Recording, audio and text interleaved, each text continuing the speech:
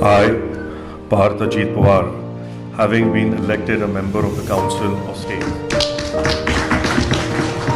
નમસ્કાર, તમે જોઈ રહ્યા છો વી ઇન્ડિયા ન્યૂઝ અને હું તમારી સાથે નીતુ શર્મા.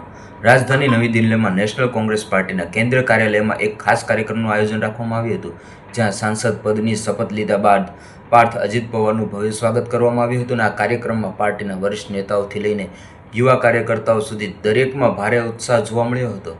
નવી દિલ્હીમાં એનસીપીના કેન્દ્રીય કાર્યાલયમાં ઉજવણીનો માહોલ રહ્યો. અવસર હતો સાંસદ પદની શપથ લેનાર પાર્થ અજીત પવારના સ્વાગતનો.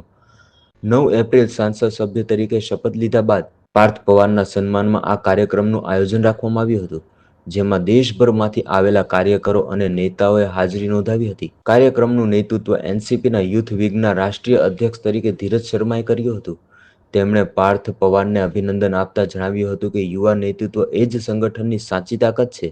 તેમણે વધુમાં કહ્યું કે પાર્થ પવારના આગમનથી પાર્ટીને નવી દિશા અને મજબૂતી મળશે અને સંગઠનને નવી દિશાના ઉર્જાર સંચાર થશે.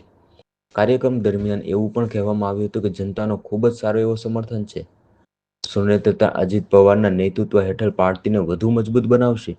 આ સમગ્ર કાર્યક્રમમાં વરિષ્ઠ પદાધિકારીઓ, વિવિધ રાજ્યોના પ્રતિનિધિઓ અને મોટી સંખ્યામાં કાર્યકરોની હાજરીએ આ આયોજનને એક મોટો રાજકીય સંદેશ પરિવર્તન કર્યું છે. એનસીપી યુથ વિંગ સહિત તમામ વર્ગોમાં આ કાર્યક્રમ નવી આશા અને સકારાત્મક ઉર્જાનું પ્રતીક બનીને સામે આવ્યું છે. સ્પષ્ટ છે કે પાર્થ અજીત પવારના સ્વાગતના બહાને એનસીપીએ ફરી એકવાર યુવા નેતૃત્વ અને સંગઠનાત્મક મજબૂતીઓનો સંદેશ આપવા પ્રયત્ન કર્યો છે.